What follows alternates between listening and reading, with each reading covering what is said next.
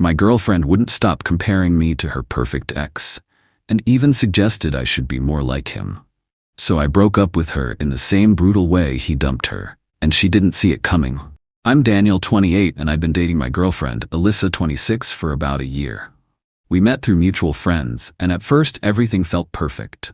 Alyssa was smart, funny, and drop-dead gorgeous. We clicked almost instantly, and it didn't take long before we were spending almost every day together. But there was one little thing about Alyssa that started bugging me after a few months. Her ex, Mark.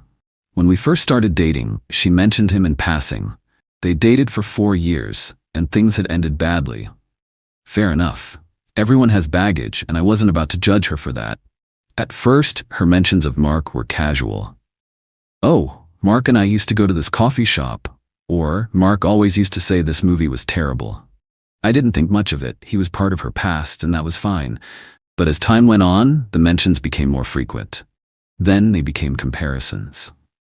Mark was always so thoughtful about anniversaries. He used to surprise me with little gifts. Mark used to cook for me all the time. He was a great cook. Mark was so good at fixing things around the house. You should have seen him in action. He could fix anything. At first, I laughed it off. "Well, I'm not Mark," I'd say. But the comments didn't stop. In fact, they seemed to increase. One night, after I fumbled with a flat tire for longer than I'd like to admit, she sighed and said, "Mark would have had this done in 5 minutes."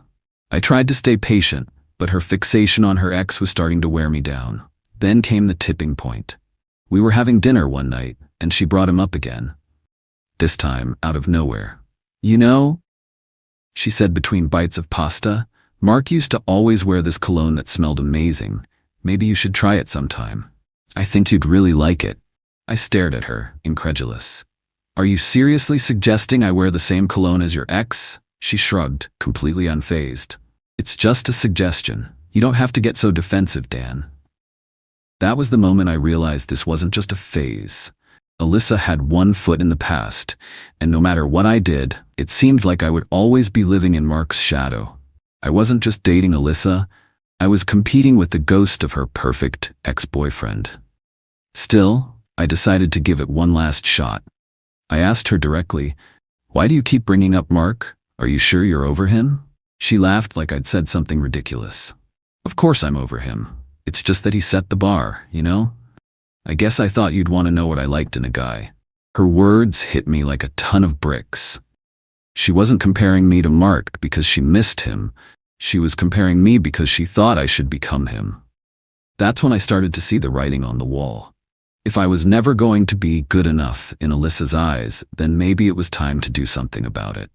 And as I thought back to the way she described how Mark had dumped her, abruptly, coldly, and without any warning, I started to come up with an idea. I didn't hear the full story of Alyssa and Mark's breakup from her directly. She only ever gave me vague, dramatic tidbits like, "He just disappeared," or "Mark was so emotionally unavailable, you wouldn't understand." But the details, oh man, the details, came from her mutual friend, Jake, when I bumped into him at a party. "You're dating Alyssa now, huh?" Jake asked, smirking as he took a sip of his drink. "You know how Mark broke up with her, right?" "Not really. She just said it ended badly," I replied, curious. Jake laughed so hard he almost spilled his beer. "Oh man, you're gonna love this. So, Mark didn't just break up with Alyssa, he ghosted her in the most ridiculous way possible." "Ghosted?" She said they talked about it. Jake held up a hand to stop me. "Nope, let me set the scene." Apparently, Mark had decided he was done with Alyssa but didn't want to deal with the whole messy breakup thing. So he took her out to dinner at this fancy Italian restaurant she loved. Great food, romantic candlelight, the works. Alyssa thought it was some kind of makeup date because they'd been fighting over something dumb, like him forgetting their 6-month pizza anniversary. Halfway through the meal, Jake explained, grinning, Mark excused himself to use the bathroom. He even kissed her on the cheek before he left the table. "And then?" I asked, already suspicious. Jake clapped his hands. "And then, my dude, he never came back." "What?" "Yup, straight up, walked out the back door and never returned. Left her sitting there with her lasagna and a bottle of wine. She thought he got lost or something and waited for like an hour. Eventually, the waiter told her he'd paid the bill and left. I was stunned. That can't be real. Oh, it gets better, Jake said, wiping away tears of laughter. When she texted him to ask what happened, he replied with, and I quote, "This isn't working. Good luck out there." Then he blocked her. I nearly choked on my drink. You're telling me Mark ghosted her during dinner, left a 2-sentence breakup text, and vanished from her life completely? Exactly, Jake said. It was brutal. She didn't stop talking about it for months. You know, she still calls him her perfect ex, right? Dude's a legend. I couldn't believe it. Alyssa had spent our entire relationship putting Mark on a pedestal, and this guy had literally dipped out on her mid-meal like he was fleeing a crime scene. It was ridiculous and oddly inspiring. As Jake told the story, an idea started forming in my head. If Alyssa thought Mark was the gold standard, why not give her the exact same breakup experience? A little poetic justice, if you will. The first step was picking the perfect spot for our breakup dinner. I didn't want to copy Mark's Italian restaurant, so I chose Alyssa's favorite sushi place. Romantic lighting, cozy booths, a vibe that screamed, something important is happening tonight. I made reservations, told her to dress up, and even brought flowers to kick off the night. She was thrilled, snapping pictures of the bouquet and posting them with captions like, "The best boyfriend ever." Little did she know, this was about to go very differently. At dinner, I went all out. We ordered appetizers, drinks, and the most expensive sushi rolls on the menu. I nodded along as Alyssa talked about work, wedding ideas, which was news to me, and of course Mark. You know, she said between bites of sashimi, Mark used to love sushi too. He always knew the best places to go. You're almost as good at planning dates as he was. I smiled through gritted teeth. Thanks, babe. I'll keep trying. When the entrees arrived, I knew it was time to make my move. I stood up, leaned over, and kissed her on the cheek. "I'm just going to the bathroom real quick," I said. "Be right back." She smiled and waved me off, blissfully unaware of what was about to happen. Instead of heading to the bathroom, I walked straight out the front door, hopped in my car, and drove to the McDonald's down the street to wait it out.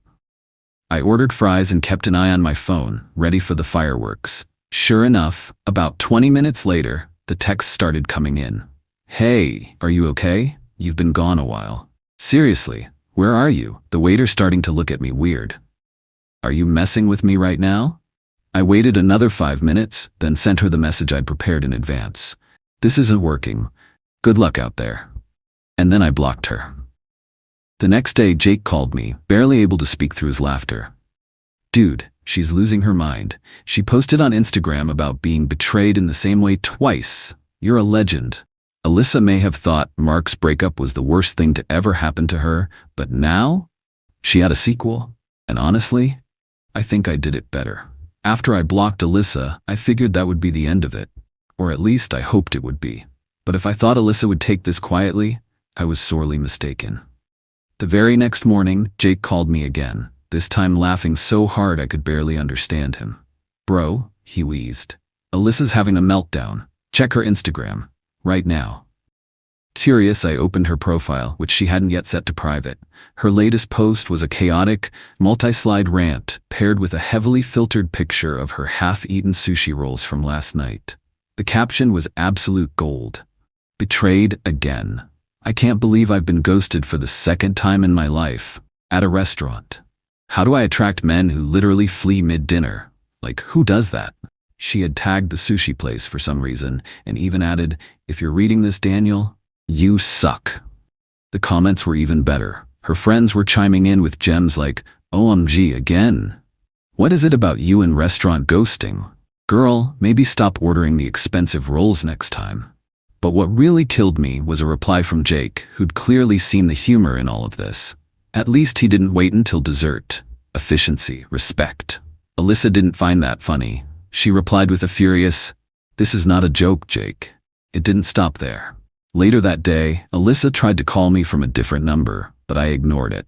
Then she started texting from that same number, long, rambling messages that alternated between furious and self-pitying. "How could you just leave? You're so immature, Daniel. You couldn't even talk to me face to face. What's wrong with you? Is this a trend for you guys?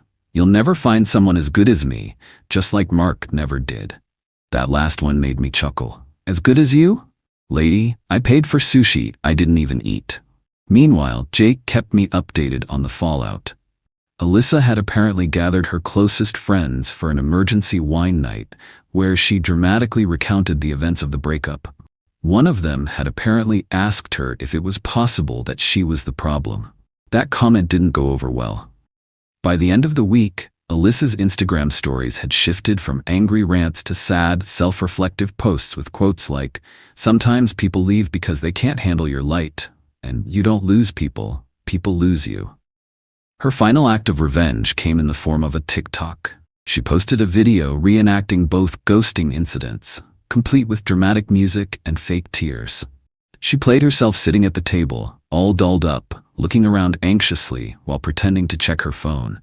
Then she cut to a blurry, fast-moving shot of Mark and Daniel, played by her friends in wigs, sprinting out the door like fugitives. The video went semi-viral, with thousands of comments, many of which were roasting her. "Sis, maybe it's time to eat dinner at home. 2 for 2? That's gotta be a record. Ghostbusters Restaurant Edition." I couldn't stop laughing. It was the perfect ending to a completely ridiculous relationship. For weeks after the breakup, I felt lighter than I had in months. No more Mark comparisons. No more unsolicited tips on how to be more like him. And no more being told my hobbies weren't as interesting as Mark's hiking trips or photography skills. Jake kept me updated on Alyssa from time to time. Apparently, she eventually started dating someone new, a guy who owned a food truck, ironically. I wished him luck. As for me, I moved on pretty quickly. My friends still joke about the sushi ghosting incident, and honestly, I don't mind.